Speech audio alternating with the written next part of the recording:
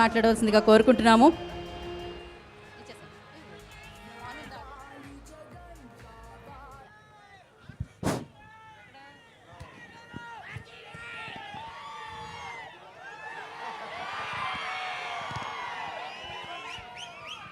ఈరోజు వ్యూహం pre release ఫంక్షన్కి విచ్చేసినటువంటి సోదరిమణులకు,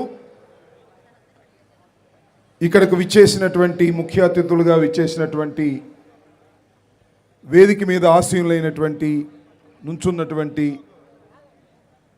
నా సహచర మంత్రివర్యులు, సహచర శాసనసభ్యులు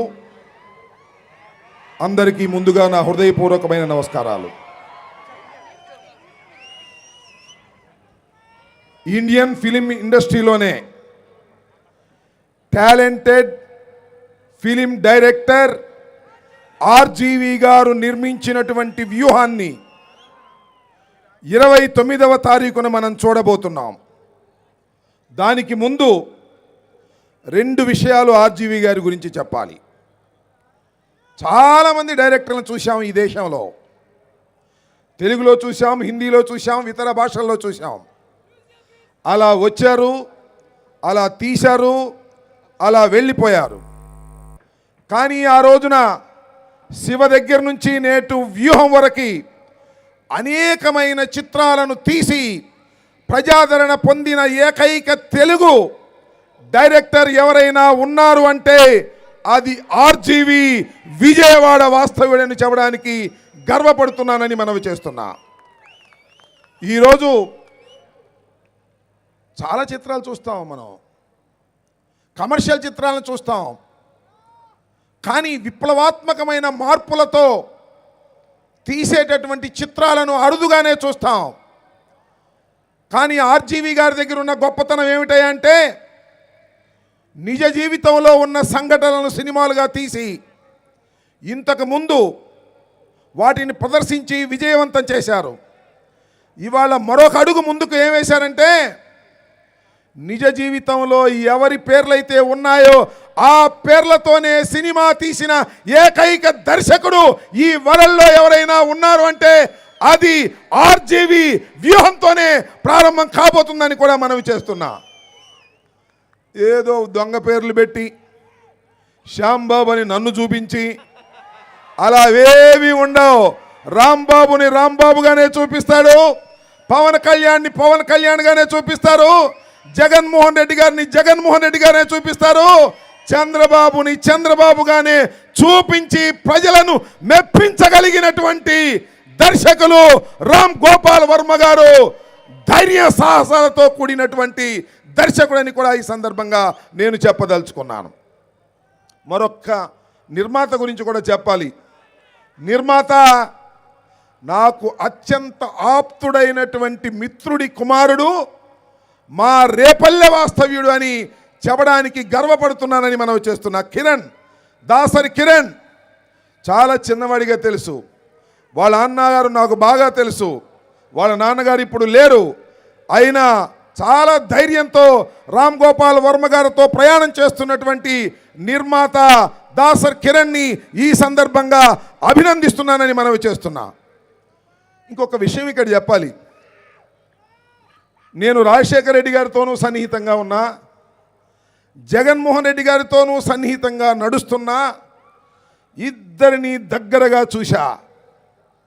అలా దగ్గరగా చూసినటువంటి ఇద్దరి ప్రముఖ వ్యక్తులను మా ఆర్జీవి గారు ఎలా ఆవిష్కరించబోతున్నాడో అని కుతూహలంగా ఎదురు చూస్తున్న హృదయం మీది, నాది, మన అందరిది అని కూడా మనవి చేస్తున్నా.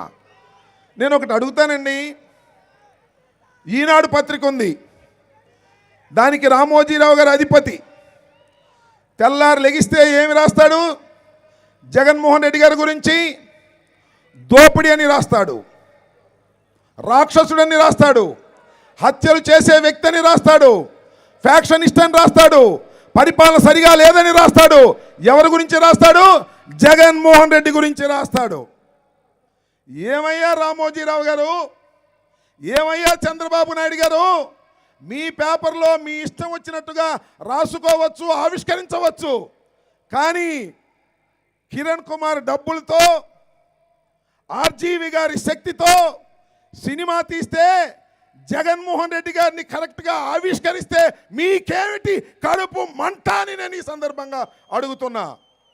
రామోజీరావు గారు ఇష్టం వచ్చినట్టుగా ఆవిష్కరించవచ్చు. అలాగే రాధాకృష్ణ తెల్లారు లెగిస్తే పేపర్ ఉంది కదా అని మీ పత్రికల్లో మీరు ఇష్టం వచ్చినట్టుగా జగన్మోహన్ రెడ్డి గారిని ఆవిష్కరించవచ్చు, దుర్మార్గుడిగా ఆవిష్కరించవచ్చు. కానీ రామ్ గోపాల్ వర్మ గారు జగన్మోహన్ రెడ్డి గారిని ఉన్నది ఉన్నట్టుగా, చంద్రబాబుని ఉన్నది ఉన్నట్టుగా, లోకేష్ని ఉన్నది ఉన్నట్టుగా ఆవిష్కరిస్తే మీకేమిటయ్యా కడుపు మంట అని ఈ సందర్భంగా అడుగుతా ఉన్నా. దానికి లాజిక్ ఏమిటి, ధర్మం ఏమిటో ఒక్కసారి ఆలోచించవలసిందిగా ఈ రాష్ట్ర ప్రజానీకాన్ని అడుగుతున్నానని మనవి చేస్తున్నా. ఇవాళ చాలా సంతోషం. ఒక చిత్రాన్ని చిత్రంగా, వాస్తవానికి అతి దగ్గరగా ఇవాళ తీస్తున్నారు. నాకు అనిపిస్తుంది ఏంటంటే, జగన్మోహన్ రెడ్డి గారి రాజకీయ జీవితం విషాదంతో ప్రారంభమైంది. అది ఎక్కడి దాకా వెళ్ళింది? విజయం దాకా వెళ్ళింది.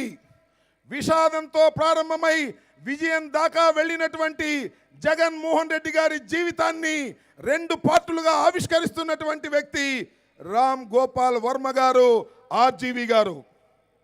విషాదంతో ప్రారంభమై విజయం దాకా ఇప్పుడు దాకా ప్రయాణం చేసినప్పుడు ఈ మధ్య ప్రయాణంలో కుట్రలు, కుతంత్రాలు, వ్యూహాలు అన్నిటినీ ప్రజా సంకల్ప యాత్ర అనే పాదయాత్రతో తొక్కుకుంటూ నడిచి వెళ్ళినటువంటి వీరుడు జగన్మోహన్ రెడ్డిని ఏ విధంగా ఆవిష్కరించారో చూడాలని కుతూహలంగా ఉంది.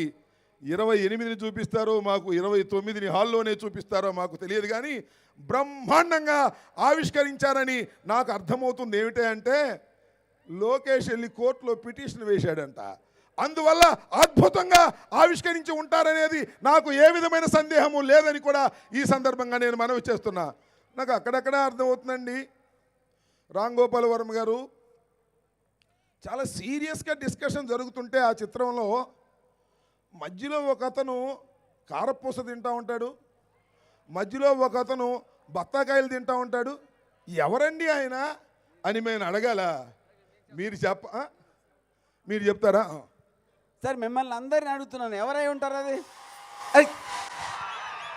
కాదు, మిమ్మల్ని అందరినీ అడుగుతున్నాను, ఎవరై ఉంటారు అది? నాకు అర్థమైంది, మీకు అర్థమైంది. అంత సీరియస్గా ఉన్నప్పుడు బఠానీలు, పప్పుండలు, కారపూసలు, బత్తాయి తొనలు తినేది ఎవరండి? ఇంకా పప్పు లోకేష్ తప్ప అనేది అందరికీ అర్థమైనటువంటి అంశం.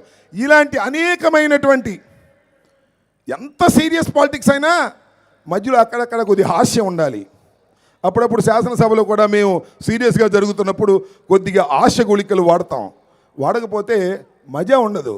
ఎంత సీరియస్ రాజకీయాలు నడుస్తున్నా జగన్మోహన్ రెడ్డి గారికి, చంద్రబాబు నాయుడు గారికి మధ్యన ఎంత సీరియస్గా నడుస్తున్నా, జగన్మోహన్ రెడ్డి గారికి, చంద్రబాబు నాయుడు గారికి, అదేవిధంగా పవన్ కళ్యాణ్ గారికి మధ్యన ఎంత సీరియస్గా నడుస్తున్నా మధ్యలో ఎవరో ఒక జోకర్ కావాలి. ఆ జోకర్ని సృష్టించలేదు, వాళ్లే సృష్టించి పక్కన పెట్టుకున్నారు. అతని లోకేష్ అని చాలా విడమర్చి చెప్పినటువంటి వ్యక్తి ఆర్జీవి గారు. నేను మనవి చేస్తున్నా, ఇంకా చెప్పాలంటే చాలా విషయాలు ఉన్నాయి. చాలామంది వేదిక మీద ఉన్నారు. రాజకీయ ఉపన్యాసాలు కాదు, కానీ నాకంత కుతూహలం. ఈ దేశంలో, ఈ రాష్ట్రంలో అత్యంత ప్రజాదరణ కలిగినటువంటి ఏకైక నాయకుడు జగన్మోహన్ రెడ్డి అనడంలో సందేహం లేదు. ధైర్య సాహసాలలో జగన్మోహన్ రెడ్డి గారిని మించినటువంటి నాయకుడు ఈ దేశ రాజకీయాల్లో లేడు అని కూడా ఈ సందర్భంగా ధైర్యంగా చెప్తున్నా. నేను ఇంకొక మాట చెప్పి ముగిస్తా. రాజశేఖర్ రెడ్డి గారిని చూశా, అతి దగ్గరగా చూశా, వారితో ప్రయాణం చేశా. జగన్మోహన్ రెడ్డి గారిని మరింత దగ్గరగా చూస్తున్నా. 100 రాజశేఖర్లు పెట్టు, ఒక్క జగన్మోహన్ రెడ్డి అని మనవి చేస్తున్నా. తండ్రిని మించిన తనయుడు కాబోతున్నాడు ఈ రాష్ట్రంలో. తిరుగులేని ఆధిపత్యాన్ని ప్రజల గుండెల్లో పొందినటువంటి వ్యక్తి జగన్మోహన్ రెడ్డి గారిని ఓడించటానికి ప్రయత్నం చేసే ఏ శక్తి అయినా మట్టి కరవక తప్పదు.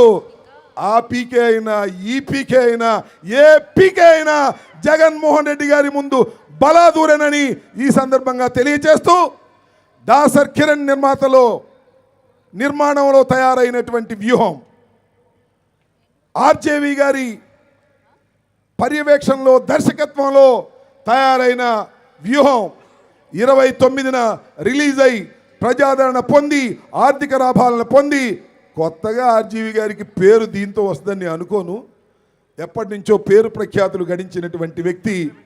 అలాంటి ఆర్జీవి గారికి మరింత పేరును తెచ్చేటటువంటి చిత్రంగా ఇది రాజకీయాల్లో నిలిచిపోవాలని రాజకీయ చిత్రం ఇది. దీనిలో ఏం మొహమాటమే లేదు. ఆయన ఏం మొహమాటంగా చెప్పడం లేదు. జగన్ గారిని జగన్ గారే అన్నాడు, చంద్రబాబుని చంద్రబాబే అన్నాడు, పప్పును పప్పే అన్నాడు. ఎక్కడ నాటకాలు లేకుండా నాకు ఇంకొక విషయం చెప్పాలి, ఇక్కడ చాలా టైం అవుతుంది. నాకు అత్యంత అభిమానవంతుడైనటువంటి దర్శకుడు మనిషి కూడా రామ్ గోపాల్ వర్మ అని చెప్తున్నా. ఎందుకంటే మేము నిజాలు చెప్పలేము, మీరు నిజాలు చెప్పలేరు, ఎక్కడో ఒక చోట అబద్ధం ఆడతారు.